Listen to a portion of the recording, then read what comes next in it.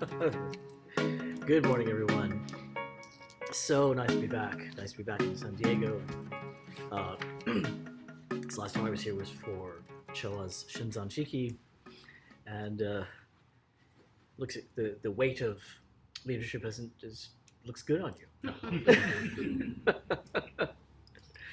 Congratulations once again. So I thought today, I just celebrated 15 years with the Long Beach group. We started April 10, 2010. So this was our monthly anniversary. Everybody was too busy on the 10th, whatever weekend was close to that, to celebrate it that day. So we just had our celebration yesterday. So it was nice that a lot of people who had been with us over the years came back and rejoined us again, at least for the day. But there's a core group of people that have been there all 15 years, every week, doing the work, and those are, the few, the proud, the not Marines, but Dharma warriors who have, stuck it out. And it's hard work. It's hard work to do this. This is not an easy practice. So much gratitude and appreciation and admiration for people who practice this Dharma, who come here and show up and sit and do the work that's necessary. Because those people who came looking just for peace and tranquility didn't stay. Because you'll do nothing but run into yourself in this practice. So on the day of our anniversary, April 10th, I woke up and this poem was insisting on getting out of me. So I had to delay another writing assignment I had at the time and finish this, because you know how when inspiration hits, it's very insistent, and that doesn't happen very often. So I took advantage. The muse was not taking no for an answer. So this was a poem I wrote for that anniversary, and there was a reference in this poem. How many people have seen the Hitchhiker's Guide to the Galaxy? Okay, so only 2 of you will understand. 3 of you will understand the reference that's in here. I'll explain it afterward. So the poem is entitled 1%.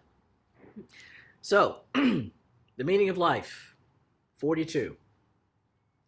Of course, or any other random number, is the best of all possible answers to that question. If you hear that answer as the ultimate damnation, that is all about expecting someone or something else to figure it out for you.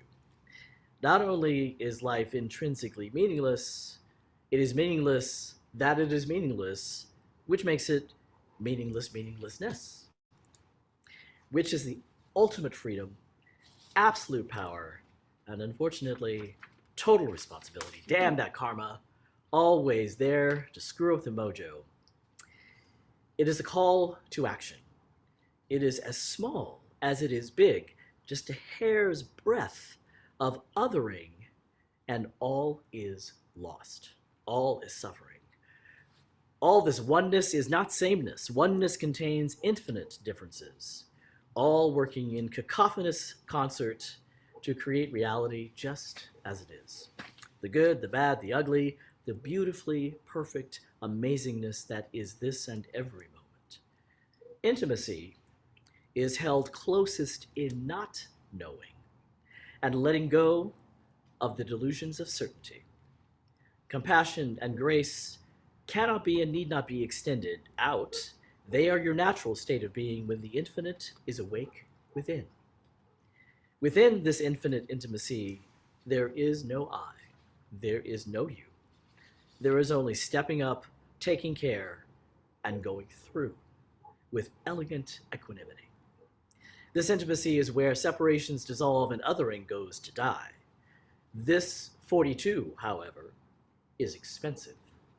It will cost you everything you think you are.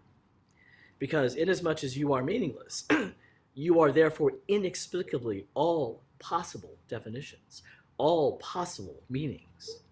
Any one identification that excludes any of this all is a limitation. Being a service to every moment where it is as it is, and not how we think it should be, is the highest level of existence. This expensive 42, that 99% of us 99% of the time will not be able to live at this level. But that's okay. You just need 1%. The 1% in all of us, 1% of the time, for when, for whom, in whom, there are no levels. Thank you. Thank you.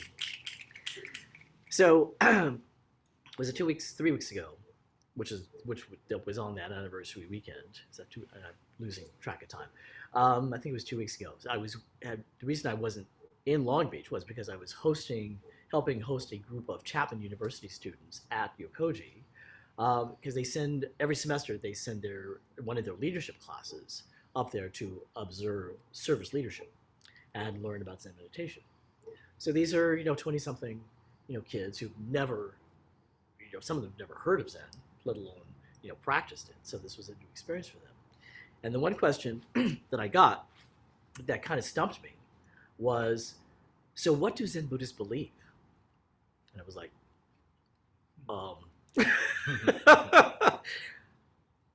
that's a very good question. Let me get back to you on that. Because, the most traditional religions have a belief system.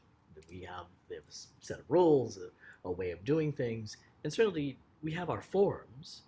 But to actually say that we believe in something is a little difficult to actually kind of reason out. It is a practice, a meditation. It is a delving into peeling away of these layers and layers of delusion to get to what's really real. So it's really more of the work of getting rid of beliefs. You're stripping away these things that kind of get in the way of you really getting to know not only yourself, but being able to be with anyone and everyone where they are, as they are. And for that, you really need this freedom. That is without any barriers or excuses. Not that we don't have our rules. The precepts are pretty standard, human rules. Don't kill, steal, lie, talk about people. Because those don't work in community. So those rules are about how can we get along better, and not killing each other is a good place to start. Those aren't necessarily beliefs, because we know that it's a little bit relative, because even if you're a vegetarian, the plant has to die in order for you to eat food and continue your own life. So there's some killing that goes on, and you can talk about these layers of these precepts, but ultimately, and I think that I probably speak for most people, anyone who's done any kind of meditation intensely enough for any period of time, most people reach the same conclusion. The mystics from all traditions have this intractable experience of oneness, that we are all connected somehow. We can't explain it. We don't know what that is or why it is, but we know from just the direct experience from within that we are part of this oneness, which becomes kind of cliche. Yeah, we're one.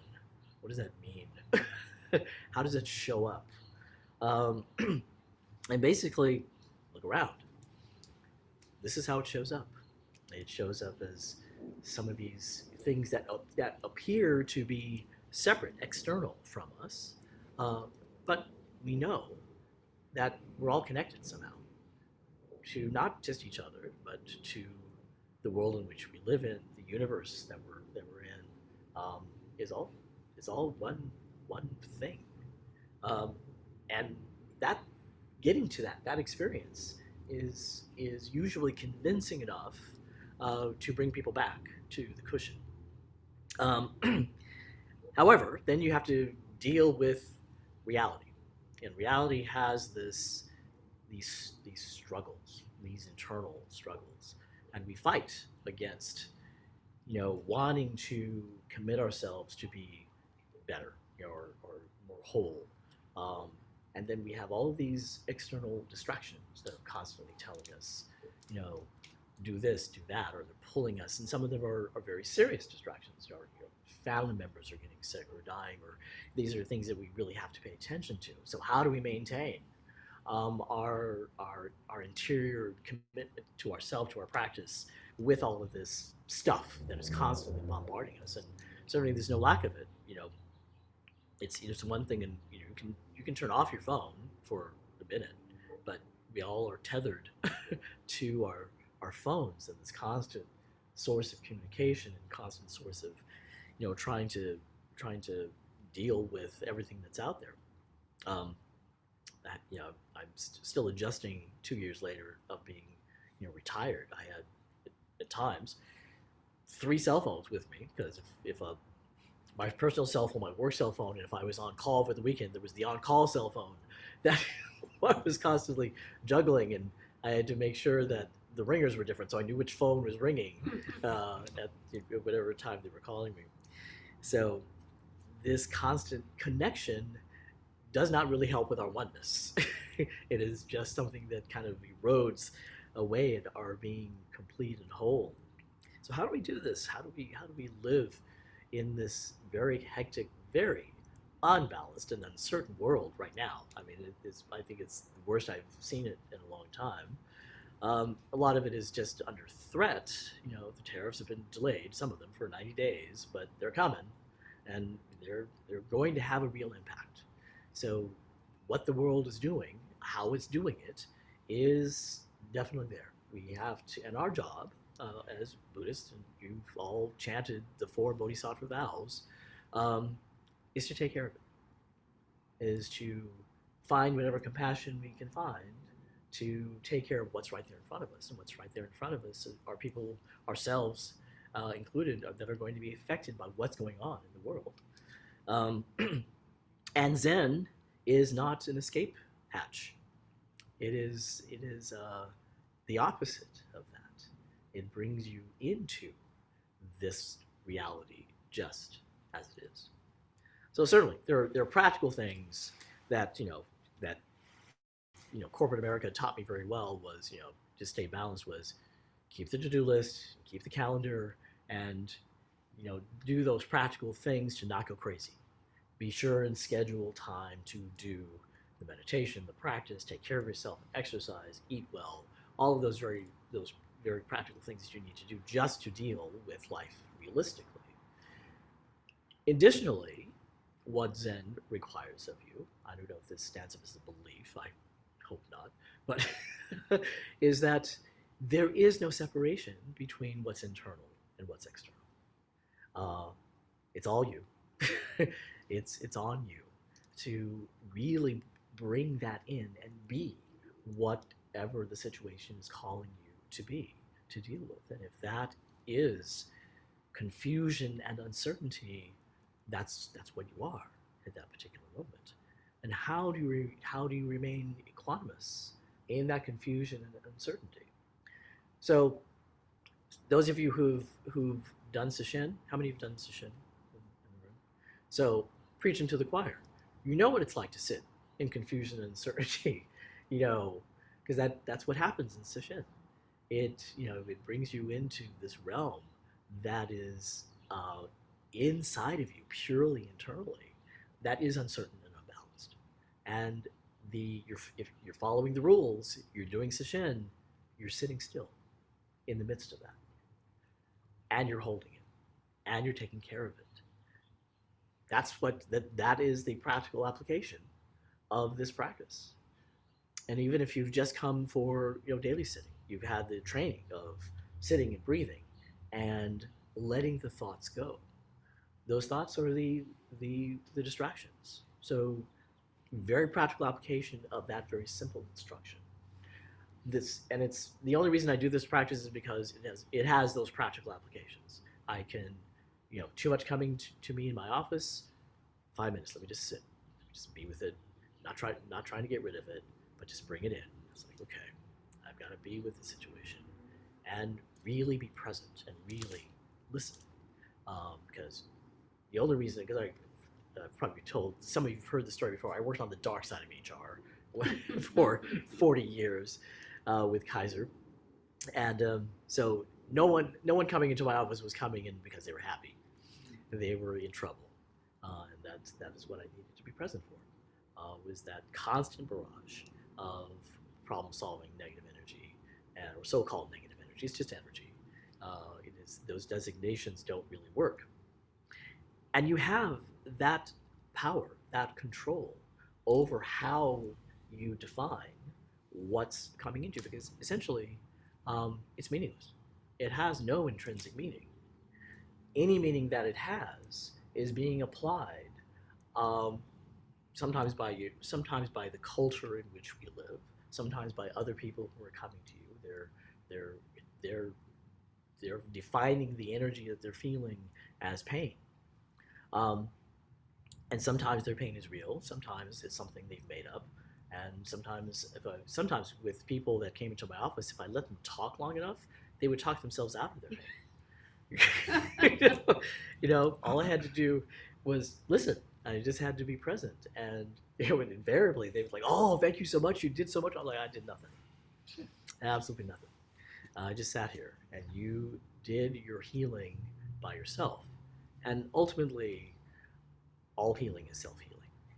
Um, so that's the power of this emptiness that we take on. And emptiness is a horrible translation of the word sunyata, because in this emptiness, everything's there. It's just you're just not attached to anything. It's in my convoluted redefinition of sunyata is undifferentiated everythingness, where everything is, but you're not attached to any particular meaning. If you need to attach meaning, attach a meaning that works, but you have the options, and it's a third option that most people don't have who don't do this practice, because you've got all the positive thinkers in one camp, and then you've got all the people who the nihilists in the other camp. You cite two extremes, but in this camp we can give it no meaning whatsoever, and we can hold that as true, that it really has no meaning. Perhaps that stands up as a belief. Still struggling to answer that college student who asked me that question. Um, but this is in this emptiness. On top of this emptiness, we have this no self to add to our beliefs. Um, that there is the Sanskrit word is anatta. There's no fixed self that we really have. It is we are this constantly changing, ever flowing bag of minerals and atoms and compounds, and we have these identifiers briefly in life, but they're temporary, and they function in some realms. At work, I was the HR director. That was a convenient label. Now I'm not. I'm still trying to figure out what that means. You carry these identifiers for so long, and when it's gone, it's like, I'm glad, but now I don't have an ID badge that I have to wear that says my name and my title. I can be anything I need to be, whatever the moment is. And we have that freedom anyway. It's not anything new, because these identifiers do provide convenient boxes that operate in certain realms. So they're not bad things, but they're not real.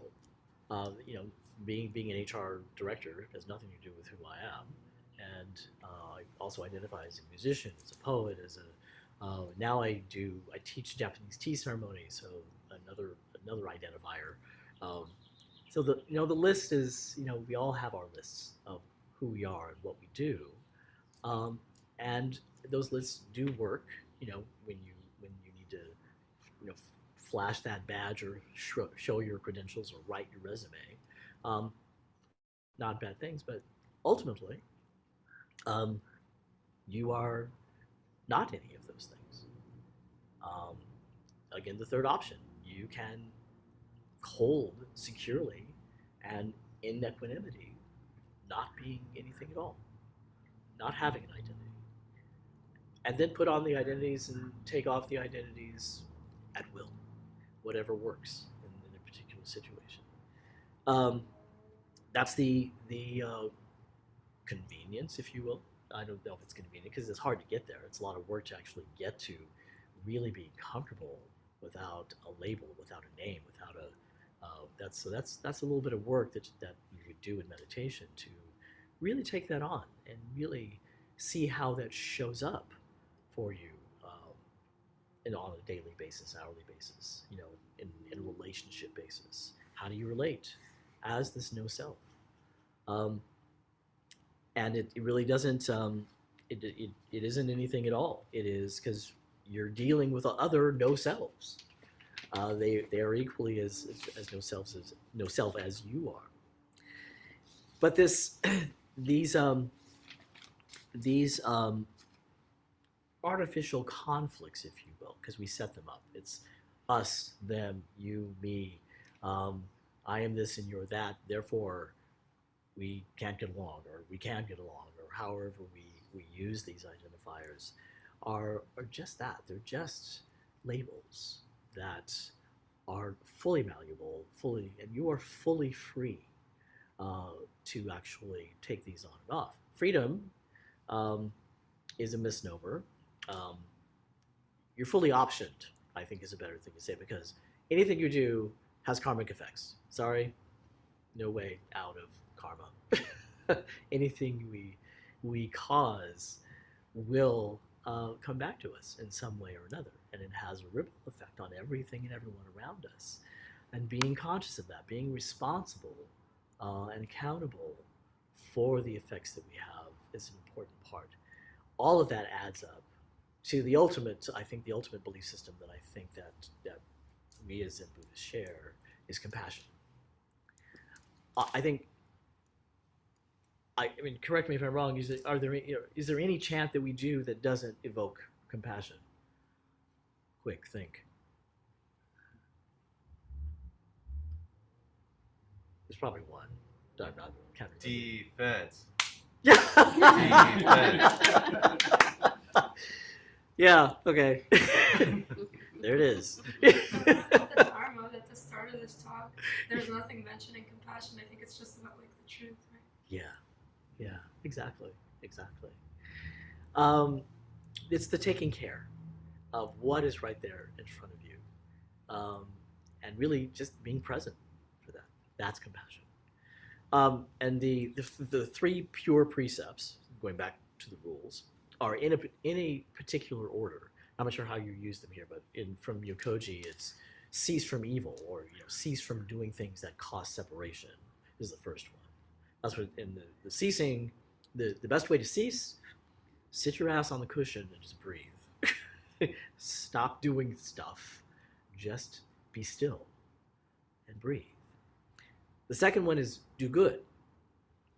Vague, it's not specific at all, but just do good. The third one, do good for others. And I think that order, to me, this is just my opinion of it, feels specific and necessary.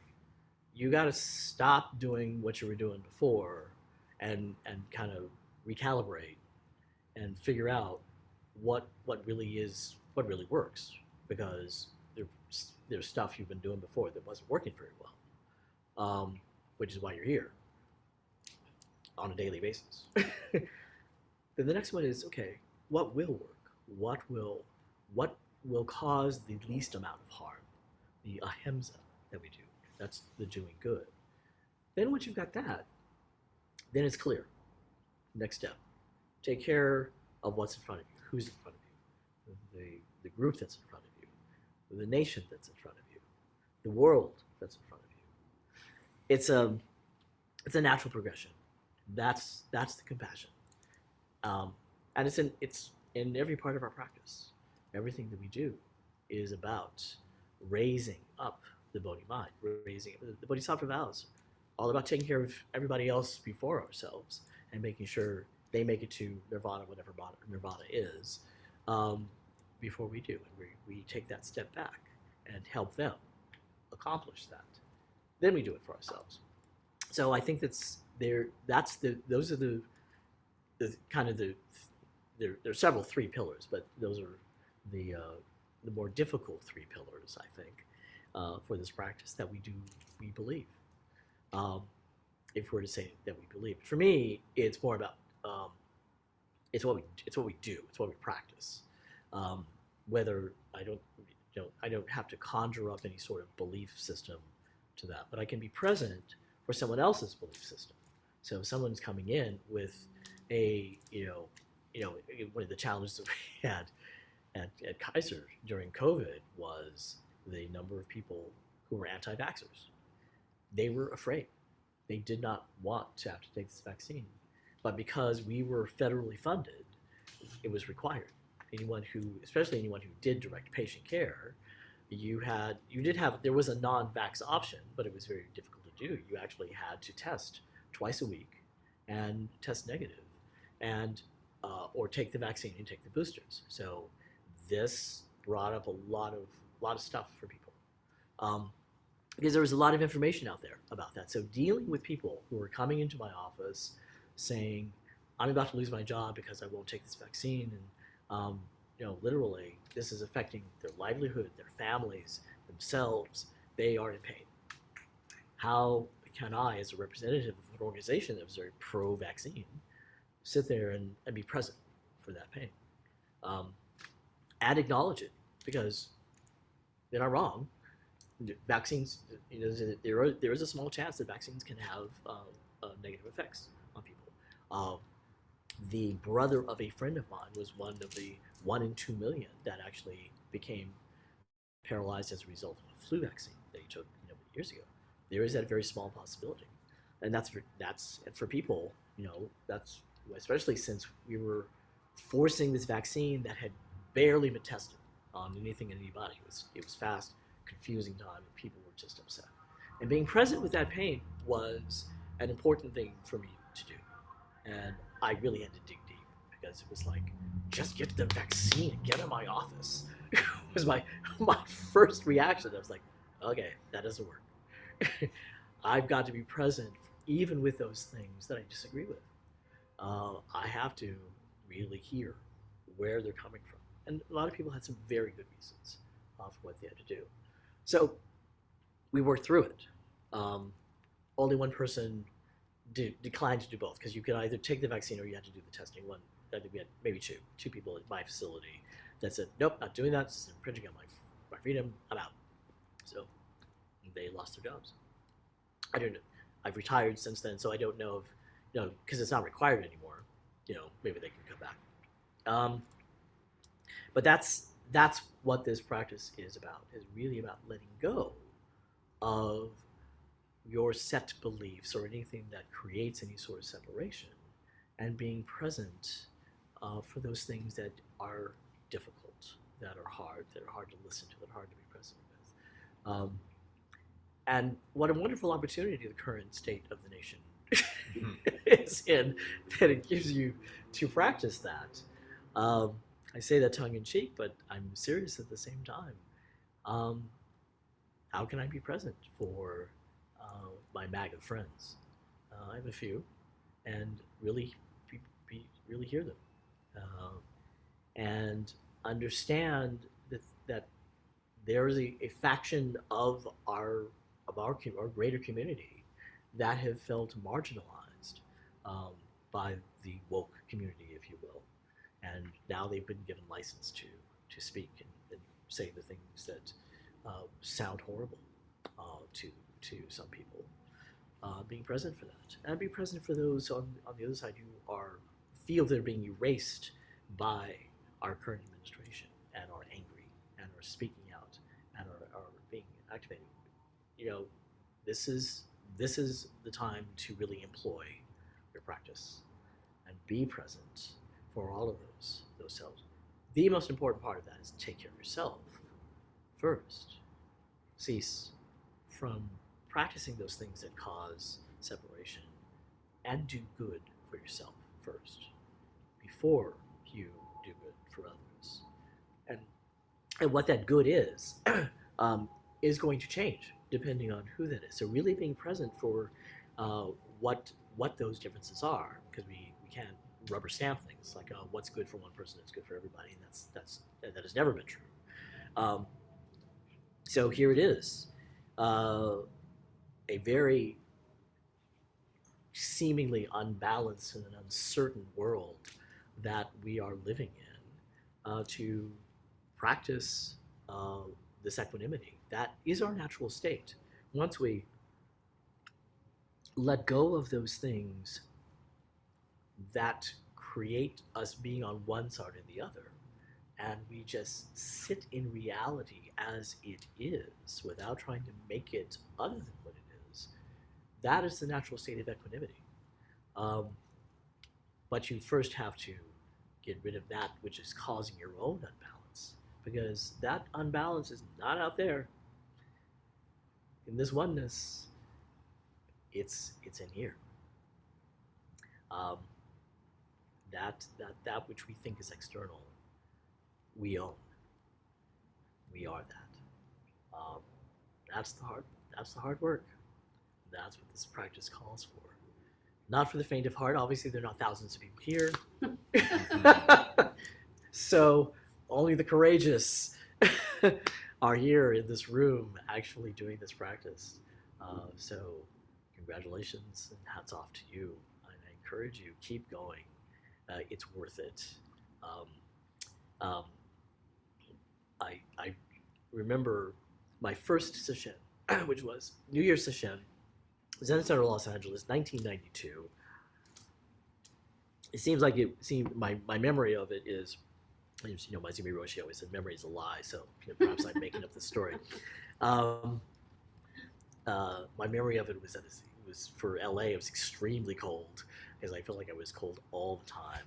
And in those days, it was a room half the size of this. Anyone been to Zen Center, Los Angeles? The room is still there. And the altar was in the middle of the room, and my first position was as a denon, so I had to pick up the books, and the denon sat right next to the altar, and those long joss sticks of incense. And in the morning, we did 4 services. So in the incense bowl, there were 2 waiting sticks that were put in, and for every one of those 4 services, there was another long stick of incense that was added to that bowl. By the 3rd day, I was so nauseated from all that incense. I had to take a couple periods off just to recover, and that it was not this, airy, high-ceilinged room. It was suffocating, and because it was cold, all the windows were closed, so I could barely breathe. But I got through it, and even though it was miserable in addition to just the physical pain of doing all that sitting, which I had never done before, it hurt. I couldn't breathe. I was sick as a dog, and I was like, what the hell? Why am I doing this? Are these people ill? And, but I went back and stayed. It's worth it. Just from personal experience, all these years of doing the practice, it's worth it. So I encourage you, keep coming back, keep doing the practice, keep sitting, keep delving deeper and deeper and peeling away those layers of our identities and self and separation. And it's really about getting rid of stuff rather than taking on any sort of beliefs, and letting yourself be real, to quote a very, very 60s cliche. Just get real, as real as you can get with this practice every time you sit, because the minute you get up, the layers come back. It's this futile attempt. You do all the work during the sitting, you take it all off, and you're like, oh, good. Then you got to get up and answer the phone. And there it is. Layer back on. All right, I think that's all I've got to say. Anything? Questions, comments? Let me hear what you have to say about any of this.